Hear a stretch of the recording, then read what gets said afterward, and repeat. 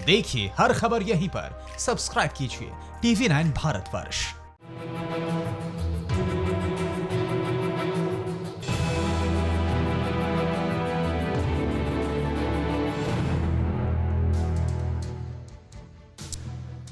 नमस्कार, मैं हूं अभिषेक उपाध्याय और आप देख रहे हैं भौकाल टाइट है। और आज जैसे मैं आपसे बात कर रहा हूं, आपको वॉल पे घड़ी दिखाई पड़ रही होगी। ये देखिए, घड़ी जो वक्त दिखा रही है, इस वक्त में कई बड़ी खबरें छिपी हुई हैं। एक के बाद एक खबर आगे आएगी और आज जो खबरें सामने आएगी उसमें आपको चीन के बारे में हैरान करने वाली बात पता चलेगी कि इस कोरोना काल में आखिरकार किस तरह से चीन घुटनों पर आ गया है। ये देखिए, ये घड़ी धीरे धीरे इसकी सुई आगे बढ़ रही है और वो चीन की जो खबर है वो खबर मेरे जहन में और पुख्ता होती जा रही है। आप हैरान हो जाएंगे कि वो चीन जिसकी कीड़ा मार्केट ने, जिसकी वुहान की लैब ने पूरी दुनिया में कोरोना फैला दिया था, उस चीन का हाल ये है कि अपनी सारी आदतें बदलने जा रहा है। जी हां, कोरोना का कहर विश्व में जारी है और इस वैश्विक महामारी ने चीन की दशा और दिशा दोनों बदल दी है। वही चीन जो तरह तरह के जानवरों के मीट का शौकीन है, वही चीन अब इस सब पर पाबंदी लगाने जा रहा है। चीन की नेशनल पीपुल्स कांग्रेस में प्रस्ताव दिया गया है कि जंगली जानवरों और खास करके कुत्ते का मीट खाने वालों को सजा देने पर विचार किया जा रहा है। बहुत बड़ी खबर है, चीन की पूरी आदत बदलने जा रही है। जंगली जानवरों का मीट नहीं, कुत्तों का मीट नहीं, और साथ ही 10 से 15 दिनों का डिटेंशन, यानी कि 10 से 15 दिन उनको रखा जाएगा अलग कारावास में, और साथ में 1000 युआन की पेनाल्टी भी दी जाएगी। बड़े बड़े डैम, आसमान से बुलंदी का मुकाबला करती इमारतें, मल्टी स्टोरी फ्लाईओवर, दुनिया के बेहतरीन हाईवे। पिछले कुछ दशक में चीन की तरक्की की आंखें चौंधियाने वाली तस्वीरें दुनिया ने देखी। कुछ ही दशक में चीन जिस तरह से सुपर पावर बनने की राह पर तेज रफ्तार से बढ़ा, उसकी कल्पना शायद ही किसी ने की होगी। 2 दशक के दौरान चीन पूरी तरह बदल गया, लेकिन जो नहीं बदला वो चीनियों की खाने की आदत। वुहान की ये वही सी फूड मार्केट है जहां से निकले कोरोना वायरस ने दुनिया को घुटनों पर ला दिया है। 31 दिसंबर को चीन के कोरोना को लेकर कबूलनामे के बाद इस मार्केट को 1 जनवरी को बंद कर दिया गया था, लेकिन उससे पहले इस मार्केट में हर रोज हजारों लोगों की भीड़ रहती थी। Wuhan sea food market central चीन की सबसे बड़ी मार्केट है। ये मार्केट करीब 50,000 स्क्वायर किलोमीटर में फैली है। इस मार्केट में करीब 1000 से ज्यादा दुकानें हैं, लेकिन वुहान ही नहीं, चीन के हर शहर में इस तरह की मीट मार्केट फैली हुई है, जिनमें सांप, छिपकली से लेकर सी फूड के नाम पर कई तरह के समुद्री जीव खुलेआम बिकते हैं। घनी आबादी के बीच बनी मीट की इन्हीं दुकानों से दुनिया में तरह तरह के वायरस फैलते रहे हैं। चीन में 11 जनवरी को कोरोना वायरस से पहली मौत हुई थी। 61 साल के शख्स ने बताया था कि वो रोज वुहान के सी फूड मार्केट में जाया करता था। वैसे कोरोना ही नहीं, चीन से फैली तमाम वायरस की बीमारियों का सिलसिला कहीं ना कहीं चीन की तमाम बाजारों से जुड़ा हुआ रहा है। कोरोना के दुनिया भर में फैलने के बाद चीन के खाने पीने को लेकर भी कई वीडियो सोशल मीडिया में वायरल होते रहे हैं, जिनमें चीनी लोग कीड़े मकोड़ों से लेकर चमगादड़ खाते तक नजर आए। यूं तो चीन में इस तरह का खान पान आम है, लेकिन सवाल यहाँ ये है कि क्या चीन के हर हिस्से में इसी तरह का फूड कल्चर है? यह ज़रूर सच है कि चीन एक बहुत बड़ी विशाल आबादी वाला देश है और वहाँ हर जगह ज़मीन उपजाऊ नहीं है और लोगों को अभाव की हालत में ऐतिहासिक कारणों से जो कुछ भी सुलभ होता था खाने का अभ्यास हो गया है, खाने की आदत पड़ गई है। मगर इसे नस्लवादी तरीके से देखना मुझे लगता है बेहद गलत है। और यदि किसी को भी थोड़ा बहुत जानकारी चीन के खाने के बारे में हो तो जो शिनकियांग प्रांत में खाया जाता है वो कैंटोन में नहीं खाया जाता, जो कैंटोन में खाया जाता है वो शंघाई में नहीं खाया जाता, जो शंघाई में खाया जाता है वो बीजिंग में नहीं खाया जाता। जाहिर है ऐसा नहीं है कि चीन में सभी लोगों की खान पान की आदत इस तरह की हो। चीन में शाकाहारी लोगों की तादाद भी बहुत है। चीन के वेजिटेरियन डिशेस भी दुनिया भर में काफी मशहूर हैं, लेकिन कोरोना वायरस के वुहान से जुड़ने के बाद चीन के फूड कल्चर को लेकर सवाल उठने लाजमी हैं। क्या हाल हो गया है चीन का। पूरी दुनिया में कोरोना फैलाने वाला चीन, अब आलम यह आ गया है कि अपनी ही आदतें बदल रहा है। और एक और बड़ी खबर, ब्रेकिंग न्यूज, दुनिया में सबसे ज्यादा जनसंख्या चीन की है, आप जानते हैं। लेकिन इस चीन की विडंबना है कि अब उसकी आबादी में बुजुर्गों की संख्या लगातार बढ़ रही है, लगातार बढ़ती जा रही है। चीन में जन्म दर में भारी गिरावट आई है। और अब सुनिए वो ब्रेकिंग न्यूज जिसका मैंने इशारा किया था। और अब चीन में ज्यादा बच्चे पैदा करने पर जोर दिया जा रहा है। बहुत बड़ी खबर है। वो चीन जिसकी आबादी सबसे ज्यादा है, वहां पर अब जोर दिया जा रहा है कि ज्यादा बच्चे पैदा किए जाएं। तो सोचिए कि आखिरकार चीन किस तरह से पलट रहा है। और एक और आपको इससे बड़ी जुड़ी हुई खबर और दिखाते हैं। चीन की एक के बाद दूसरी चाल आप देखिए और समझिए कि चीन के भीतर क्या चल रहा है। चीन बेहद ही शातिर और बेहद ही सनकी सोच वाला मुल्क है। इसका अंदाजा आप इसी बात से लगा सकते हैं कि जिस वुहान की लैब से कोरोना निकला, उस जैसी 3 दर्जन लैब चीन और बनाने जा रहा है। सोचिए, चीन में वायरस की जो नई फैक्ट्रियां हैं उनका टेंडर पास हो चुका है। और तो और ड्रैगन ने जमीन ही नहीं बल्कि आसमान में भी इस खतरनाक वायरस की खेती का प्लान बनाया है। बीजिंग से आई ये हैरान करने वाली रिपोर्ट, ये रिपोर्ट आपको दंग कर देगी। ये ड्रैगन की सबसे बदनाम लैब है, वही लैब जहां कोरोना बना, जहां से निकलकर घातक वायरस ने पूरी दुनिया दहला दी। लेकिन आज कहानी इस लैब की नहीं, आज तो चीन की उस मक्कारी का खुलासा होगा जो होश उड़ाने वाली है। मक्कार और चालबाज चीन वुहान जैसी और 34 लैब बनाने की बुनियाद रख चुका है। सोचिए जरा, जिस लैब से निकले एक वायरस ने पूरी दुनिया को तबाह कर रखा है, उसके जैसी 34 लैब से क्या हो सकता है। आखिर चीन के सिर पर कैसा पागलपन सवार है? क्या शी जिनपिंग इस धरती के महाविनाश पर उतारू है? चीन के मृत्यु लोक की खौफनाक प्रयोगशाला, जैविक बम के 34 कारखाने जिनपिंग ने बुनियाद रखी। ड्रैगन के विषाणु कलेक्शन सेंटर, जमीन से अंतरिक्ष तक टेंडर। अब इसकी तस्दीक हो चुकी है कि चीन थोक के भाव कोरोना बम बनाने में लगा है, क्योंकि जिस लैब से कोरोना बना उसकी जैसी 34 लैब बनाने का मकसद कुछ और हो नहीं सकता। शी जिनपिंग एंड कंपनी ने 34 नई P3 लैब का टेंडर निकाला है, जिसके तहत चीन के हर सूबे में अब वुहान जैसी P3 लैब तैयार की जाएगी। P3 लैब यानी ऐसी प्रयोगशालाएं जहां पर जीव वैज्ञानिक विषाणु और बैक्टीरिया पर रिसर्च करते हैं। यहां पर जानवरों पर पलने वाले खतरनाक वायरसों को जुटाकर उनके बारे में जानकारियां जुटाई जाती हैं। ज्यादातर देशों में ऐसी लैब होती हैं जहां पर संक्रामक रोगों की रोकथाम के लिए जतन किए जाते हैं। लेकिन चीन की P3 लैब जैविक हथियारों गोदाम है। बड़ी बात यह भी है कि ऐसे ही विषाणुओं की एक लैब चीन अंतरिक्ष में बनाने की प्लानिंग में जुटा है। लेकिन उससे भी ज्यादा हैरत अंगेज इस बात को जानना है कि आखिरकार चीन स्पेस में ऐसी किसी जैविक लैब को तैयार क्यों कर रहा है। कोरोना का विस्फोट वुहान में होने के बाद से चीन की सारी साजिशें तार-तार हो गई। दुनिया की कई खुफिया एजेंसियों ने मिलकर कोरोना खलनायक के खिलाफ सबूत जुटा लिए। आगे ऐसी कोई भी सबूत किसी के हाथ ही न लगे, इसका इंतजाम चीन करने में जुटा है। चीन की वायरस कॉन्स्पिरेसी का खुलासा कैसे हो गया था, ये जान लीजिए, फिर उसके स्पेस सेंटर लैब बनाने का बजट भी बताएंगे। तस्वीरें वुहान लैब के अंदर की हैं, जिसमें चीन के अलग अलग जंगलों और गुफाओं में पकड़े गए सैंपल लाए जाते हैं। तस्वीरों में लैब में 2 वैज्ञानिकों को लैब के भीतर देखा जा सकता है। सिर से पैर तक प्रोटेक्टिव सूट पहनकर दोनों वैज्ञानिक चमगादड़ के सैंपल पर एक्सपेरिमेंट शुरू करते हैं।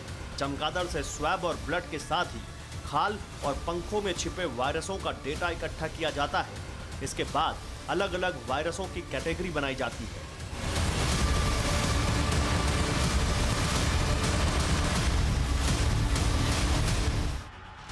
वैसे तो चीन अपनी करतूतों को छिपाने के लिए इस तरह के सारे एक्सपेरिमेंट बेहद गोपनीय तरीके से करता है, लेकिन वुहान लैब में हादसा हुआ। कोरोना की शीशी वेट मार्केट के पास फूट गई और वायरस का धमाका हो गया। सबसे पहले वुहान में ही कोरोना ने लाशें बिछा दी। चीन की कलई खुल गई। कोरोना के बारूद में जला ड्रैगन अब गलती नहीं दोहराना चाहता।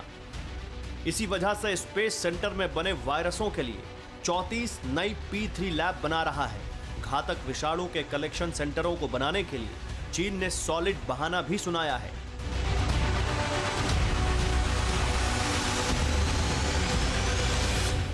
चीनी इंजीनियरिंग अकादमी के एक सदस्य चेंग जिंग के मुताबिक इन लैब को संक्रमण फैलाने वाले वायरसों से रोकथाम के लिए बनाया जा रहा है। हर सूबे में बायो लैब बनाने का फैसला इसलिए भी लिया गया ताकि ज्यादा से ज्यादा वैज्ञानिक इस काम में लगे। हालांकि ये बात किसी के गले नहीं उतर रही, क्योंकि चीनी वायरस पॉलिसी की पोल इकलौते कोरोना ने खोल दी और कोरोना की नेक्स्ट जनरेशन ड्रैगन ने बना ली, तो समझिए इस धरती पर इंसानों का अकाल पड़ जाएगा। Bureau report, TV9 Bharatvarsh. और घड़ी इस बात का इशारा कर रही है कि एक और बड़ी खबर आने वाली है। देखिए, मैं जब भी घड़ी की ओर देखता हूं तो आप ये जान लीजिए कि दुनिया के एक अहम हिस्से से एक बड़ी खबर दस्तक दे रही है। और एक बार फिर से मैं आपको बताऊं किस तरह से चीन घिरा हुआ है चारों ओर से। चीन ने पाकिस्तान को लेकर अमेरिका पर पलटवार किया है। अमेरिका पर पलटवार किया है चीन ने, क्योंकि चीन को अमेरिका ने चेतावनी दी थी। चीन ने कहा है कि पाकिस्तान के साथ जो चीन का संबंध है वो चट्टान की तरह मजबूत है और किसी भी हालात में वो टूटने वाला नहीं है। अब आप सोच रहे होंगे कि आखिरकार चीन ऐसा कह क्यों रहा है, हम इसकी वजह बताते हैं। दरअसल अमेरिका ने चीन को घेरा था कि उसने पाकिस्तान को कर्जा देकर के अपना गुलाम बना लिया है। ये बात अमेरिका ने कही थी और ये बात कही थी जो पाकिस्तान और चीन का इकोनॉमिक कॉरिडोर है उसको लेकर के कही थी, और उस पर अब चीन घिर गया है। अब हम आपको इसकी पूरी कहानी बताते हैं कि आखिरकार ये माजरा है क्या। लगभग 7 दशक में पहली बार जो पाकिस्तान की जीडीपी ग्रोथ है वो शून्य से भी नीचे माइनस में पहुंच गई है। पाकिस्तान पाई का मोहताज हो चुका है, सरकार का खजाना खाली हो चुका है और ऐसे में पाकिस्तान ने एक बार फिर से दुनिया से कर्जा मांगा है। जी हां, वर्ल्ड बैंक और एशियन विकास बैंक से पाकिस्तान ने कर्जे की गुहार लगाई है। पाकिस्तान की अर्थव्यवस्था इस वक्त ऑक्सीजन पर है। जब पूरी दुनिया महामारी से लड़ रही है, पाकिस्तान में ही 49,000 से ज्यादा लोग इस महामारी की चपेट में आ चुके हैं। 24 घंटे के दौरान मजीद 1841 अफराद में कोरोना वायरस की तस्दीक। मुल्क में 30,538 मरीज जेर इलाज।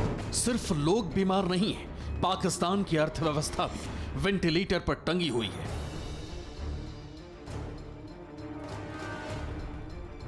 मुल्क की इकोनॉमी अंतिम सांसें गिन रही है, सांसें फूल रही है। अर्थव्यवस्था को ऑक्सीजन के लिए इमरान खान दर बदर भटक रहे हैं। मदद के लिए मुल्क के सरदार इमरान खान विश्व बैंक और एशियन विकास बैंक की चौखट पर मत्था टेकने वाले हैं। इस बार पाकिस्तान 2 अरब इकोनॉमी डॉलर उधार मांगने वाला है। खाली खजाने वाले मुल्क के सुल्तान अवाम को बचाने के लिए इस पर जो पैसा मांगने वाले हैं वो उस रकम से कहीं ज्यादा है जो उन्होंने G20 देशों से कर्ज लिया था। रोटी के लिए मशक्कत कर रहे पाकिस्तान ने पिछले दिनों G20 की सारी शर्तें मानकर 1.8 अरब अमेरिकी डॉलर कर्ज मांगा था। उससे पहले पाकिस्तान को अंतर्राष्ट्रीय मुद्रा कोष यानी IMF से 1.39 अरब अमेरिकी डॉलर का आपातकालीन ऋण मिला था, जबकि विश्व बैंक ने भी पाकिस्तान को 20 करोड़ डॉलर दिया था। अब फिर से पाकिस्तान के प्रधान एशियन विकास बैंक और विश्व बैंक की देहरी पर पैसों के लिए सजदा होने वाले हैं। हालांकि इसके संकेत इमरान खान ने उसी वक्त दे दिए थे जब वो वर्ल्ड इकोनॉमी फोरम पर बोल रहे थे। जो बात इमरान खान अपनी जाहिल आवाम के सामने संकेतों में 100 दफे दोहरा चुके थे, उसे दुनिया के मंच पर पहली बार खुल्लम खुल्ला कबूल किया।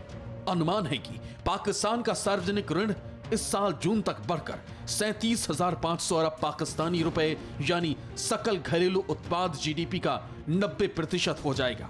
2 साल पहले जब पाकिस्तान तहरीक इंसाफ सरकार सत्ता में आई थी तब सार्वजनिक ऋण 24,800 लाख करोड़ रुपए था। अब चंद महीनों में 1.5 गुना ज्यादा हो जाएगा।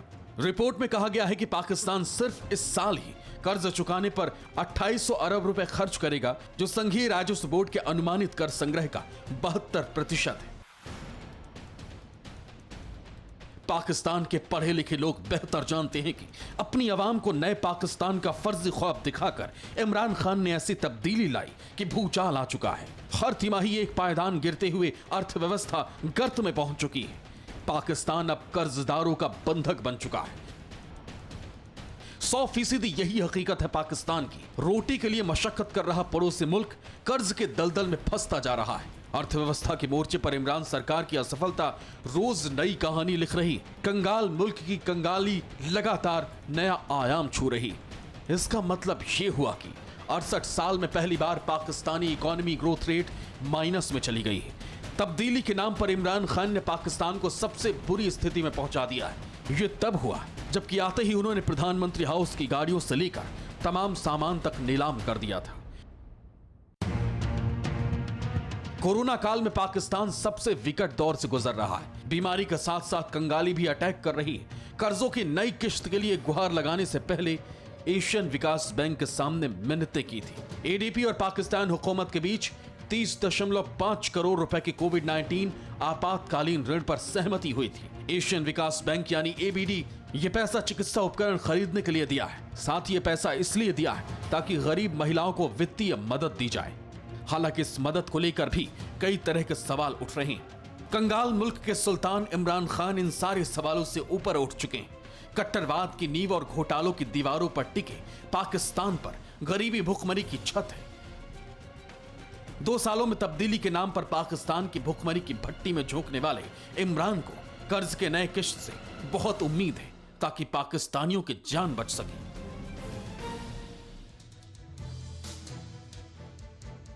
और इस बीच एक ब्रेकिंग न्यूज आ रही है, बड़ी खबर रूस के मॉस्को से। मॉस्को के बैंक में बंधक संकट हो गया है। अल्फा, ये देखिए, अल्फा बैंक ब्रांच में, ये पढ़िएगा इसको, लोगों को बंधक बना लिया गया है। अल्फा बैंक है, उसकी ब्रांच में लोगों को बंधक बना लिया गया है। एक अज्ञात बंदूकधारी ने लोगों को बंधक बना लिया है। ये रूस की राजधानी मॉस्को से ये खबर है। मॉस्को के बैंक में एक बड़ा बंधक संकट पैदा हो गया है। ये हम आप जो आपको दिखा रहे हो तस्वीरें देखिए, ये पहली तस्वीरें टीवी 9 भारतवर्ष पर जो आप देख रहे हैं कि मॉस्को में किस तरह से अल्फा बैंक ब्रांच है और इसमें लोगों को बंधक बना लिया गया है। एक अज्ञात बंदूकधारी है, पुलिस खड़ी है, देखिए ये गाड़ियां पुलिस की मूवमेंट कर रही हैं। पुलिस का हम मूवमेंट देख रहे हैं। रूस के सुरक्षा बल चारों ओर से घेर लिया उन्होंने। अल्फा बैंक ब्रांच है, एक बार फिर से मैं नाम लिए दे रहा हूं। यहां पर बैंक कर्मचारियों को, ग्राहकों को, इनको बंधक बना लिया गया। अज्ञात बंदूकधारी ने किया है। हम ये आपको बता दें कि रूस में बहुत ही सख्ती है ऐसे आतंकी वारदातों के लिए, ऐसी दहशतगर्दी के लिए बहुत ही सख्ती है। इसलिए यह भी देखना बहुत ही दिलचस्प होगा कि सुरक्षा बल वहां पर क्या एक्शन लेते हैं।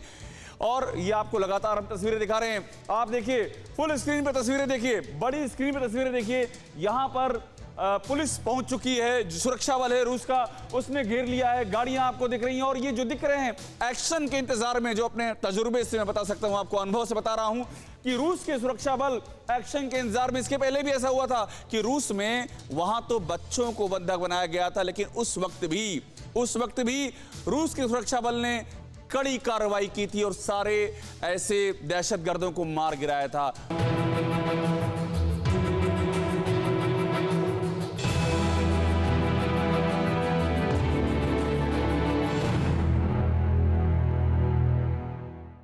अड़ी सोमवार से शुक्रवार शाम 6 बजे सिर्फ टीवी 9 भारतवर्ष पर।